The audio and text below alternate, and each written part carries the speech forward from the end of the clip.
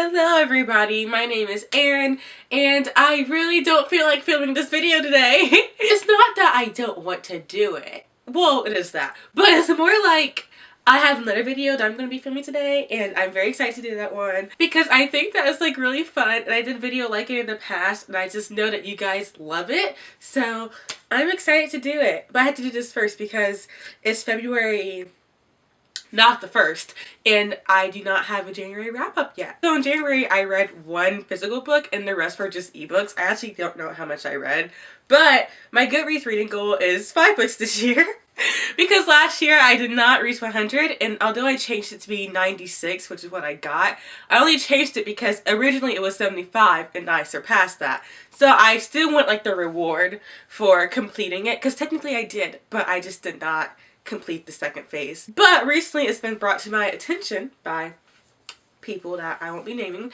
that I have a tendency to quit things or be very pessimistic about them when I feel like I'm going to fail or eventually fail. So I'm trying to stay very motivated, and my friend Sadia, who has the blog I'll be naming down below, is doing the same thing, and I thought that was kind of a good idea, so I copied her. The first book I read this month was a book that I adored because it's been so long since I binge read something, and that was Wolf Song by TJ Klune. I picked up this book feeling kinda, skeptical because it is an MM romance, and I noticed that a lot of times we fetishize men.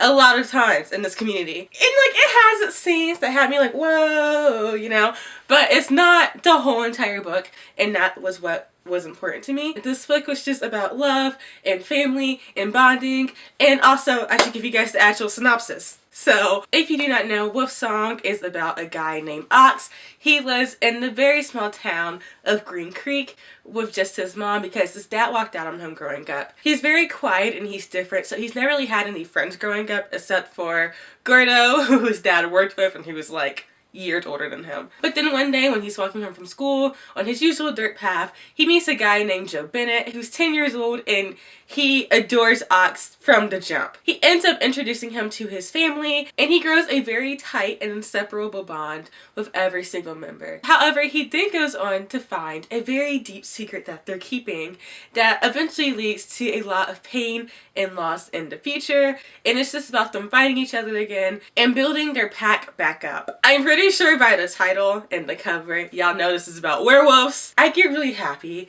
when I read books about werewolves because I love them, and I always want like more from them other than like pack is love, pack is life, and there is a lot of that in this book. Not even gonna lie to you, they're very affectionate with each other. They have to stay attached by the hip and like smell like themselves on the other person, or else they feel like they are just failing as a pack member. Like, they take pack is love, pack is life to a different level that is not cliche like Twilight, and that is what I want. So I was good with that. I gave this book a 5 out of 5 stars, and it's actually the first in the series. So I did start reading Raven Song, and I never finished it. Raven Song's not a bad book. I don't think that the series like decreases in value or in content at all. Like, I wholeheartedly believe that, and I want to finish this series. I may not finish Raven Song because I'm just not interested in like the people that's following, and I got to like 80% and I just kind of gave up. So that says a lot. But at the same time, the next book I have is kind of what made me give up on it, because I was way more focused on that, not even gonna lie to you. But just know that I want to finish this series, okay, because I'm interested in book 3, not sure if I'm interested in book 4, and also I just made a video called Binge-Worthy Series, and I literally mentioned the Green Creek series despite not finishing it, and my reasoning was that I loved book 1, I got through it in like a day or 2. And I'm reading book 2, and I'm also loving that. So I know that I'm going to be binging the rest of the series, so now I can't post that video because number 1, I made it for like January. Like, my thought process was like, hey, let's help people get through their Goodreads reading goal, But now it's just outdated in so many ways, so I can't post it. But the next shinier book I have is the only physical book I read this year, and I really liked it, to say the least, and that is The Hand on the Wall by Maureen Johnson. It is no secret that I love the Truly Devious series. If you guys already saw my review on this book, I'm sorry I'm mentioning it again, but literally I was in the bookstore with my friend Sarah, who has a bookstore called We Are Book People that I'll be mentioning down below, and I saw The Vanishing Stair, which I'm now calling my favorite book of all time, because at first I was like, nothing can replace Clockwork Princess. But it may have done it, because I saw it and I just went like, Lion King style holding it up, you know? I still have like a huge bomb of Clockwork Princess, and I kind of say it's my favorite book of all time too. So it's just like battling for the #1 spot because there's just a lot of love there. However, if you guys do not know, the Truly Devious series is about a girl named Stevie Bell, and she has been interested in true crime all her life. She is very interested in the Ellingham family murder / kidnapping case. The Ellinghams were a very prestige and rich family in the 1930s whose downfall has taken national interest and is now called the crime of the century. Before they passed away, they started Ellingham Academy for students who have a very keen interest and talent in a certain area. The idea is that they give you the resources to kind of heighten your potential or simply help you reach your goal faster. She applies to it one night on a whim, just kind of saying, well, what if? And she gets in. So now she's at the heart of this murder mystery that she's been wanting to solve all of her life. Unfortunately, however, another murder takes place at Ellingham, and so now she's trying to solve that one as well, and also figure out if there's a connection between the two. I love the Truly Devious series. I wish everybody and their mom read it. However, that's not the case. So if you guys have not gotten to this series, please read it. I gave Truly Devious a 4 out of 5 stars. It's definitely the weakest book. I gave The Hand on the Wall 5 out of 5 stars. Then I gave this book 5 out of 5 as well. I think I may... No, I'm not. I was very happy with the ending. I mean, I predicted some things in like the last book, which sucks because other than that, I had no idea what's going on.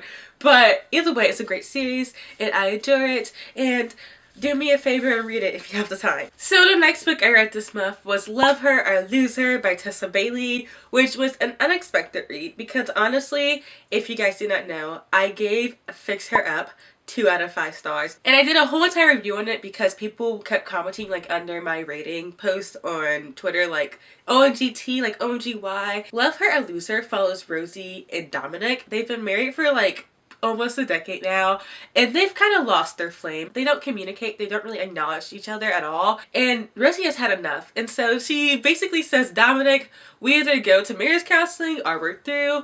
And he's like, okay, because he does not want to lose his wife despite everything. So it's about them finding themselves and just trying to repair their marriage and see if they can move on in the future. I gave this book a 4 out of 5 stars. I'm not sure if it deserves it, and I'm not really sure why I feel that way, so I'm not going to change it. But I'm not sure if it deserves it at the same time. It's definitely an improvement from Fix Her Up, so I will give Tessa Bailey that. And I did not hate it at all. I'm just not like in love with it. So maybe a 3 out of 5 stars because I could do with it and I could do without it. It's not a book that I ever have to read again. So 3 out of 5 stars, officially. 3 out of 5 stars. So the next 3 books I read are actually part of the series. I do not know the individual names of all of them, but the first one is called It Ain't Me, Babe, and the other 2 are just a part of the Hades Hangman series. So yeah, this series is horrible. I just posted a video about how It Ain't Me, Babe is the worst book I've ever read. So if you want like further thoughts and very spoilery thoughts on that book, you should go and watch that video. And yeah, to summarize all of them, they follow members of a motorcycle gang and random girls who have escaped from this very misogynistic, pedophile Christian cult in the middle of Texas. It is very random and it's very misogynistic. It has very racist undertones. I personally read the next 2 books to see if #1 would get any better, and also because the characters in book 3 actually kind of intrigued me because they had a lot of issues and I was like, how is the author going to deal with them? And honestly, compared to books 1 and 2, book 3 is the best one. There are tons of more books, but like, I just heard that they get worse and worse and I'm not in the mood for them. And also I got like what I wanted to, which was 2 of those characters, so I'm good. But I actually gave book 3 a 2 out of 5 stars because it still has those undertones, but at least the romance wasn't just toxic and horrible and actually developed in this one, and I kind of liked them together, so there's that. But books 1 and 2 got a 1 out of 5 stars, if you guys could not already guess that, and they deserved it wholeheartedly, so I have no regrets. And no regrets. What does this mean? No regrets. But yeah, I mean, I don't recommend the series. If you want to hate read something, go for it. I would just suggest not buying the book and giving the author your money. That's really all I have to say about those books because I'm just tired of talking about them. I just made a whole entire rant about the first book, so I'm kind of ranted out regarding those. So yeah. So apparently I read 6 books in January. Know that now. That's pretty great. I mean, I've read more books in a month before. I will never top my February 17 books in a month wrap up. So that sucks. But other than that, I'm pretty satisfied, I guess. It was a meh month of reading. It happens, whatever. I love The Hand on the Wall and I love Wolfsong, and that's what matters in the long run. I have 2 new books I can read about in the future, so that's great. If you liked this video, please give it a thumbs up. If you have any questions, comments, or concerns regarding me or any of the books I talked about today, feel free to ask them or comment them because I love talking to you guys and that's what it's there for, the comment section. Like, why not use it? You have a tool at your disposal. If you're new here, think about subscribing. If you're not new here, thank you for watching. I love you so much and your support.